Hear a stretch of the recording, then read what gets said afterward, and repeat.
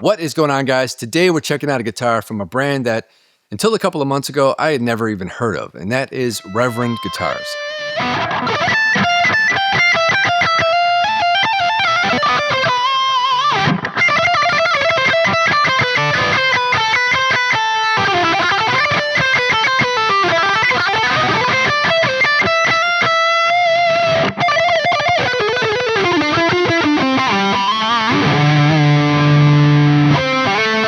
I have here the Kingbolt, and this color they're calling Ohana Blue. To me, it looks a little bit like a Daphne Blue, but a little darker, a little more saturated. It's really pretty.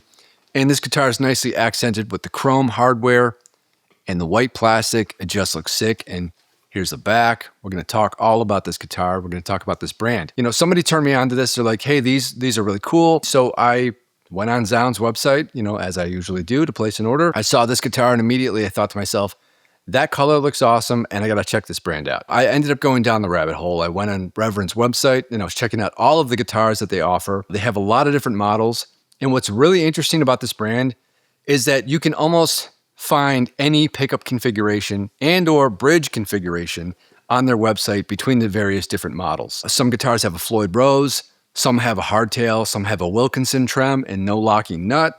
And as far as the pickup configuration, you've got HH, you've got H's, P90, you've got HSH, HSS. I mean, they offer everything. They've got hollow body guitars. I mean, I could go on and on. I thought that was really cool because, you know, especially from a smaller, lesser known company, let's just say your left of center type of company, you don't expect to have that many offerings. And I thought that was just a really cool thing because, I mean, you can obviously find something that's going to fit your needs specifically. Interspersed between my gabbing away, I'll have some playing examples so you can kind of hear what it sounds like. And the signal chain for today is going to be this guitar into my audio interface, into Logic. And today I'm using the SLO100X from Neural DSP for various different tones. I think I have like a heavy gain tone, I've got a lead tone, and some clean stuff sprinkled in as well, just to give you guys some samplings of what the guitar kind of sounds like.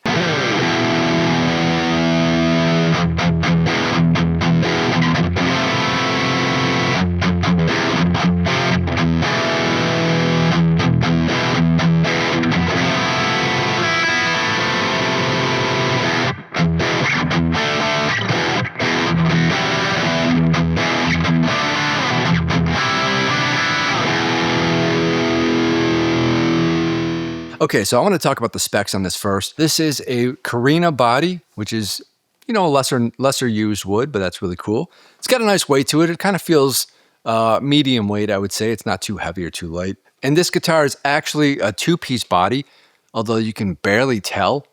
I had to like really squint to see because it's book matched so well, the two pieces, that it literally almost looked like one piece of wood. Like I could almost convince myself that it was a one piece.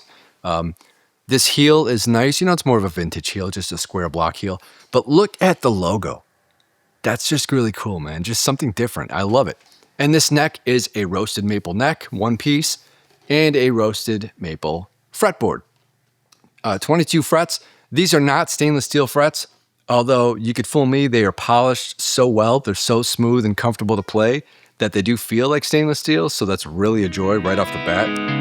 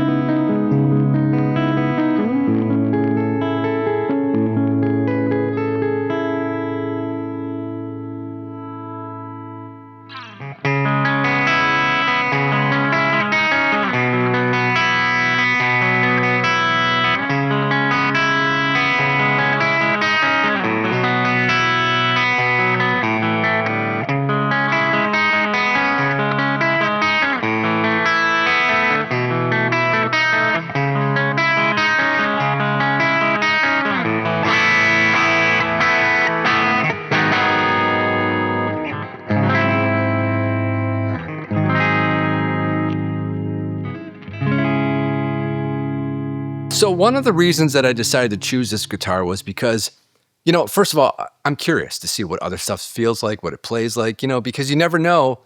You might end up loving something, but if you never try it, you'll never know. So it's always fun to try something new just for kicks because, got to expand your horizons once in a while, right? So I want to check this out. It's an offset body. I usually don't gravitate toward the offset shape so much. It's not really me. It kind of gives like vintage vibes, maybe surfcaster type of look, something from like the late 50s. But this is definitely not a vintage playing guitar. This definitely is like a modern machine, and we'll get into why that is in a minute. And I also thought it was cool to check out a P90 because I've never, ever played through one of those before. So I thought, let's see what that's all about.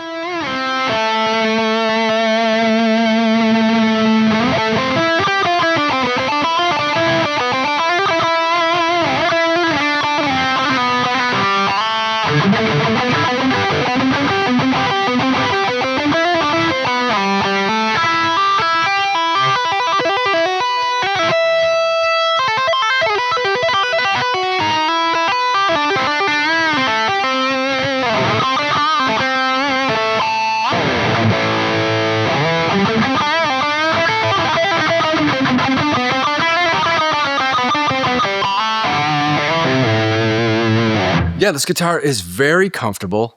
Like I said, it's kind of a mid-weight guitar. It's not too heavy.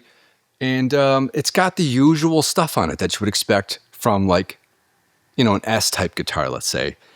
For instance, the electronic control layout here, right? It looks like your typical Strat type of configuration, although it's not really. You've got a three-way selector switch. You've got the master volume. You've got a master tone knob here in the middle. But then this knob here in the back is actually a bass contour knob, which is really interesting because you never see that on electric guitars. At least I don't. The bass contour, it's essentially kind of like a bass roll-off or a high-pass filter. So the more you go counterclockwise, the more you pull out the bass at the low end. And then, the opposite would be said when you go clockwise and it's fully open, it gets wider, it gets a little more full and more bassy, obviously. That's the kind of control that you see a lot on bass guitars, but like I said, I've never seen that on an electric guitar, and it's really cool. That's really something interesting and different and functional too. You've got a locking nut here because of the Floyd Rose system. You've got locking tuners, and if I can get my face out of the way, those are actually Reverend branded locking tuners, pin locking tuners.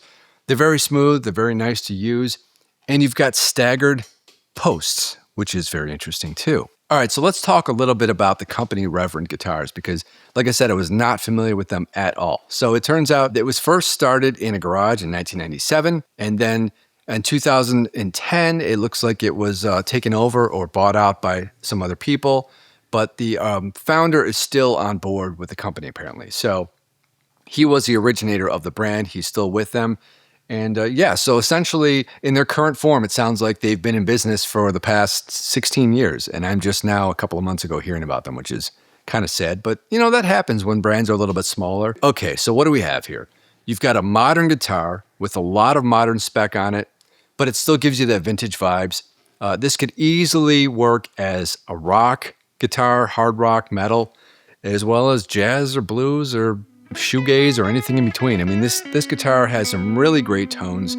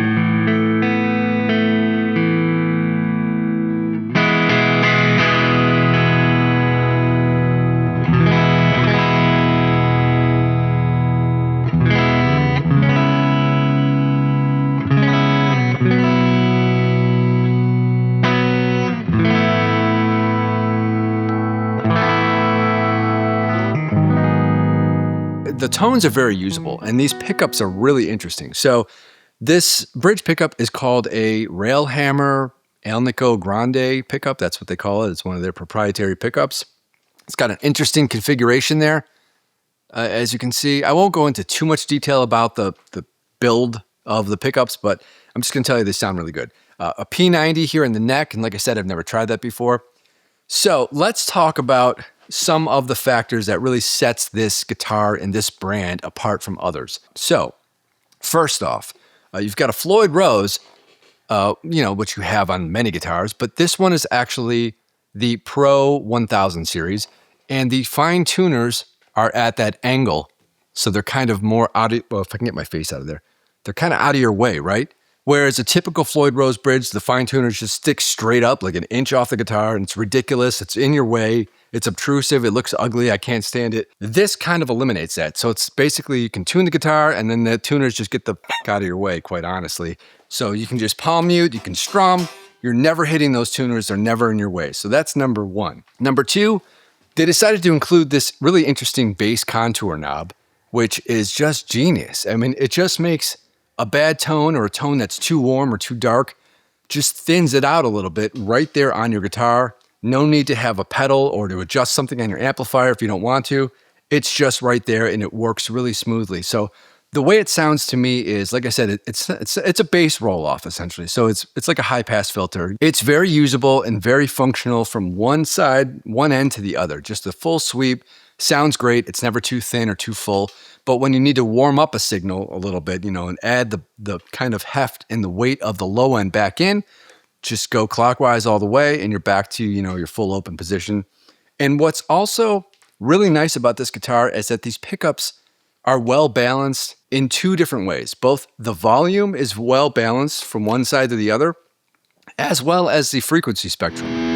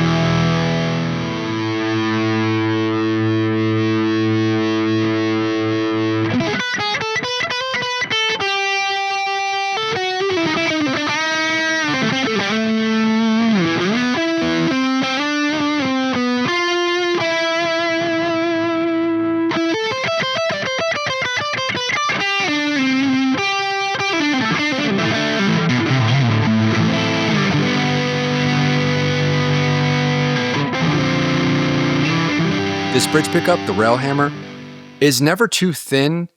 It's always kind of full and warm, but still has that brightness and crispness that you would expect from a bridge pickup, but it's just never too harsh. I mean, even with the tone fully open and even with the bass contour fully down, it's never too brittle. It just sounds nice. It's very usable. And the neck pickup, this P90, it's not too warm either. It's just like butter. I mean, both of these sound really good. They're very compatible with one another. So if you're somebody like me who likes to switch back and forth, especially in your lead stuff or whatever, they work really well together. So it just sounds really nice.